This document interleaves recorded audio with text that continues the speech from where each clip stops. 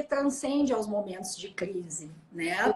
Compliance é algo cuja importância é permanente para as empresas.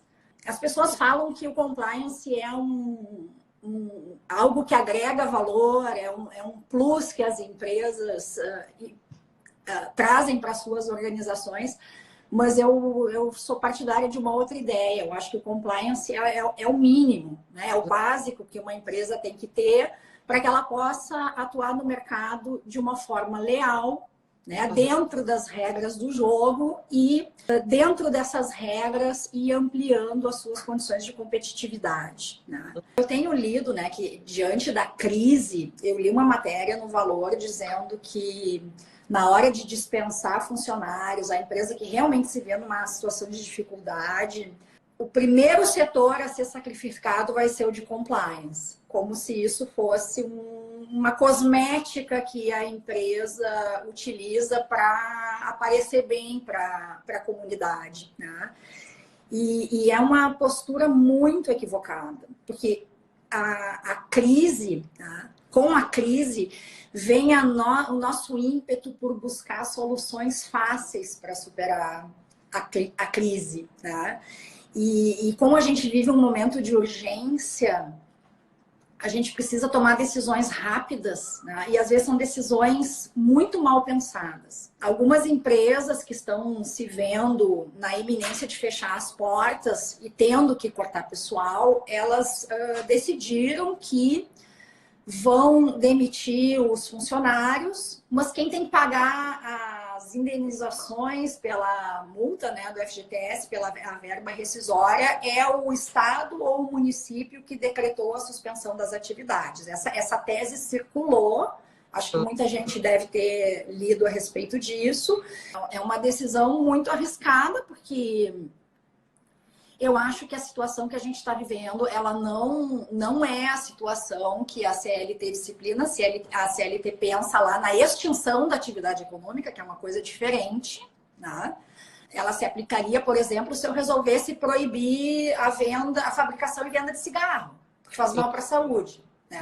Se eu transformo isso numa atividade ilícita, as empresas vão ter que fechar e o Estado vai assumir indenização. Extinguiu a atividade econômica, né? Mas não é o caso, né? Porque as empresas que estão quebrando, elas não estão quebrando só porque houve a suspensão da atividade. Elas estão quebrando porque elas não fizeram uma reserva de caixa, elas não tiveram uma administração financeira que deixasse um pouco de dinheiro no caixa da empresa para que ela se aguentasse mais um tempo, né? Vai ter questões que vão concorrer aí, e isso vai excluir a força maior. Então, isso é uma área em que o compliance vai ajudar a não ter essas ideias mirabolantes, né? Outra ideia mirabolante que a gente viu, fornecedores de álcool gel e outros insumos, né, e equipamentos de proteção aumentando preços, né? Ou então segurando o estoque para que o produto faltasse no mercado e isso elevasse os preços. Dinheiro fácil, né? Só que isso é infração à ordem econômica. O CAD pune isso. Quem tem medo do Ministério Público não conhece o CAD ainda. Sim. Né? Porque o CAD aplica multas gravíssimas para a empresa e para os administradores que estiverem direta ou indiretamente envolvidos com a infração. Tenham agido eles por dolo ou por culpa. Sim. Sim. Então, as consequências vão ser muito graves dessas decisões, né? E aí, por último, que eu digo assim, olha, no momento de crise, outra coisa boa do compliance, que está bem organizado na empresa, é evitar problemas de comunicação dos dirigentes com a comunidade.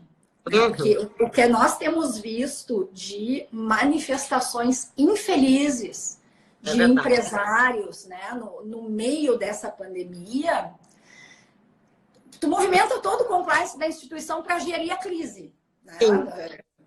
Eu tenho um amigo que trabalha com compliance, ele é uma pessoa muito competente, muito inteligente, e ele tinha uma vida associada à defesa de certos partidos políticos. E quando ele colocou o negócio dele, o escritório, que é um excelente escritório, é um dos que eu indico para essas questões de improbidade, ele disse assim, pois é, quem tem lojinha não tem partido. E quem está no comércio tem que se abster de tecer comentários. Eu estava assistindo o documentário da NBA e do Michael Jordan. Né? Ele tinha o tênis da Nike, né? E ele não quis ajudar um candidato democrata a se eleger do estado dele, porque ele disse que os republicanos também compram tênis, né? E ele foi muito criticado, mas a postura dele está correta. Então, eu acho assim, num contexto de crise, o compliance já vai dizer, olha aqui, ó, ele já vai ter um plano de comunicação dos diretores com a comunidade e vai dizer assim, ó, não se metam. Né? Agora, se vocês acham que tem algo a dizer e querem realmente influenciar, querem agregar para os rumos da nação, pensem antes de falar. Né?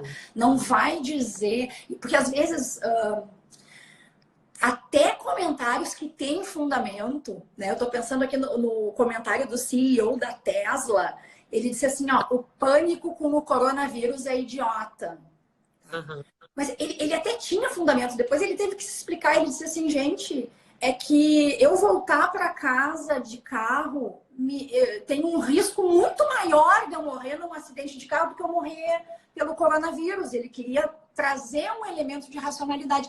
Mas depois que tu diz a frase, tu tem que explicar, já tá feito.